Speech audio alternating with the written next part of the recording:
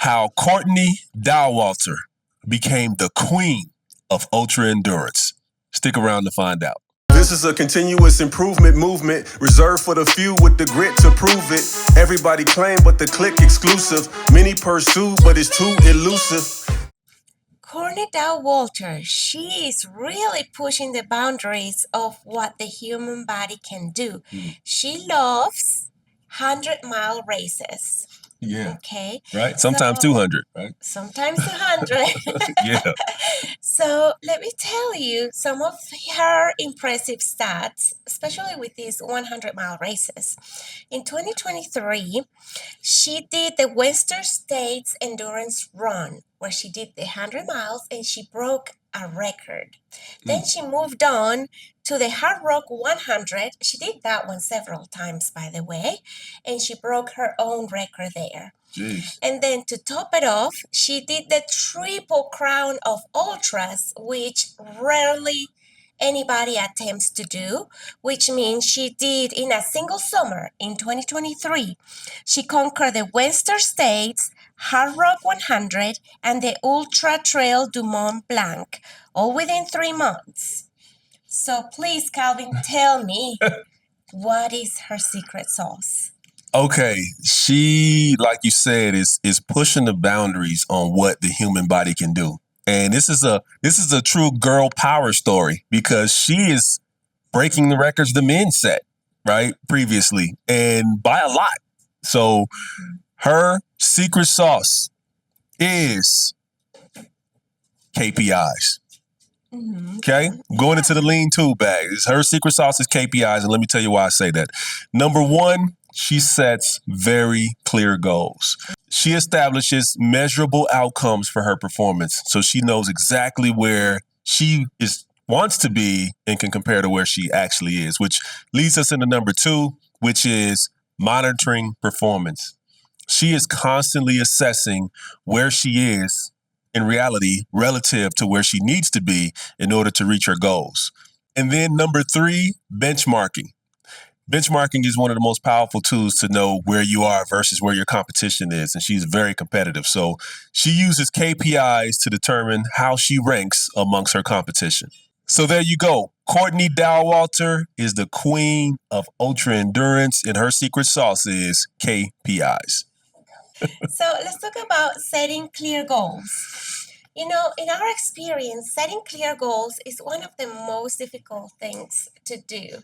Yeah. How do you think setting goals sets Courtney apart from other competitors? I think you touched on something super valuable there, is that setting goals is one of the most difficult things to do.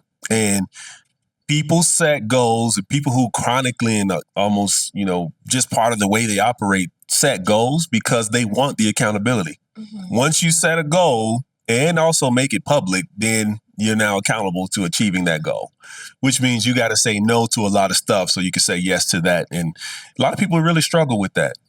Now, for a person like Courtney, again, she sees herself as the greatest there is in her craft, right? And it's ultra endurance running in competition. So one of the most impressive things that I discovered while researching her, she said, "I hate losing more than I love winning."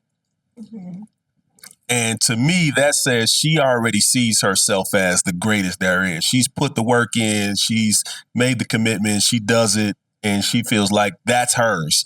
And if anyone takes that away from her by beating her, she's feeling some kind of way about it. So because she also said, like, she gives everything at every race. Yeah. So, but even though she's doing the very best she can at any given race, she also is thinking, after this one, I'll be getting better for the next one. Yeah. And she draws more motivation from losing than she does from winning, actually, which, it takes a certain mindset for that, right? You really got to be a competitor. You really got to see yourself as number one. And if you lose, you cannot let the record stand. You got to go back to the lab, put the work in, fix the issues, solve the problems, and then come back and reprove yourself as the ultimate champion.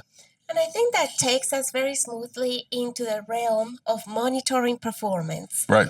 Because we're not talking about a machine that has the same settings day in and day out. We're talking about the human body. Yeah. And it just doesn't perform the same every single time. Right. So why is monitoring performance important in this case? You're right, because it's, running, especially, we watched a thing where she ran around Lake Tahoe certain amount of times, right?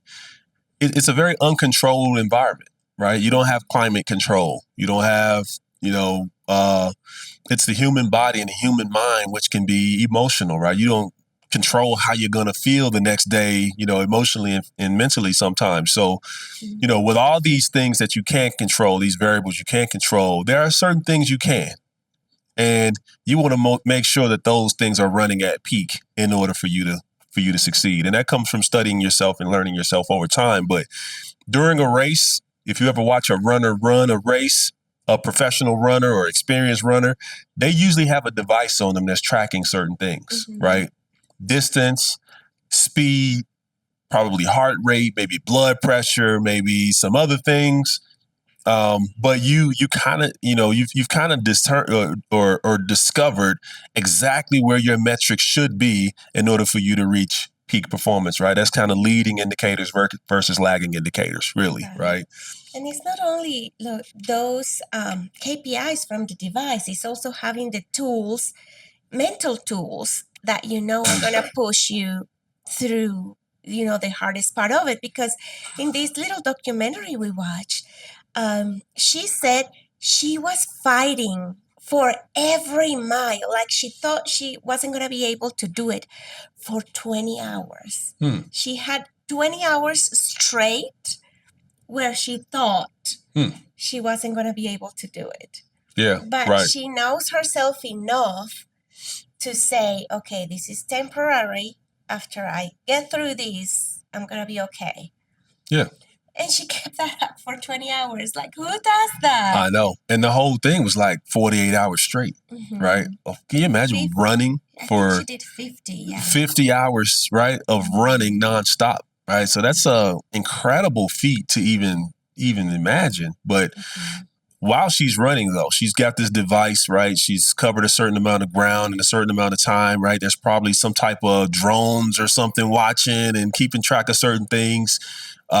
Her team is also watching her metrics, and they're looking at her calorie consumption. They're looking at her heart rate and all these different metrics, and they've already prepared the next pit stop to help her get back on track if any of her metrics start to get off track.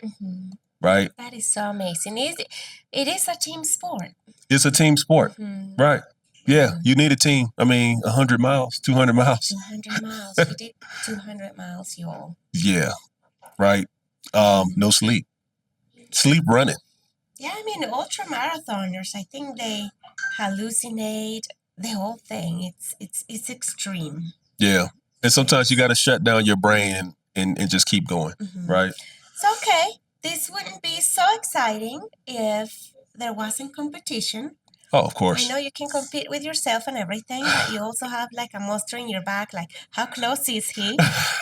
So tell me how benchmarking is important in this situation. You know what? I'm from the world of manufacturing, and one of the biggest things that I've always seen in a factory is how people get into valley mentality, which is there's nothing else going on in the world outside of our small little bubble, right? And that's so unfortunate because, there's a big opportunity to help motivate people through the use of benchmarking and understand how your competitors are doing. Like people are motivated by competition. So, yes, every business is unique, but not every aspect of every business is unique. So, price per unit produced or attrition levels, or, you can go down a list of potential KPIs that you can use to benchmark how you're doing against other companies. And the closer the other company gets to your way of operating, which happens to be your competitors who do the same thing you do, the better data you can get from benchmarking, and you can see, the closer you can get to real time, the better, how you're doing and how you're tracking stride for stride against the competition. And you can leverage that as a tool for motivating people for change and growth. Yeah, I love to see that tool for motivation because it's like a love-hate relationship. Like, you're not gonna beat me. You're not gonna do better than I'm gonna do. Right. But then at the same time, it's like, thank you so much for helping me be better. Oh, absolutely. A good competitor always shakes hands at the end of the game or the race or whatever it is because you know at the end of the day your competitors are making you better. Right? They're making you better. And it's a symbiotic relationship. Yes. So it's like, hey, bring it on. Bring your best game because it's going to make me. But the thing is, through competition and through getting better, you're not only improving your business results, but you're improving the lives and the sustainability and the competitiveness of everybody in your company and your organization. Like it's a trickle down effect of better every day for the business translates into better every day for everybody who works in the business. There you have it. Courtney Dauwalter. I hope you remember that name. She used KPIs to be the best at what she does, the queen of ultra marathoning.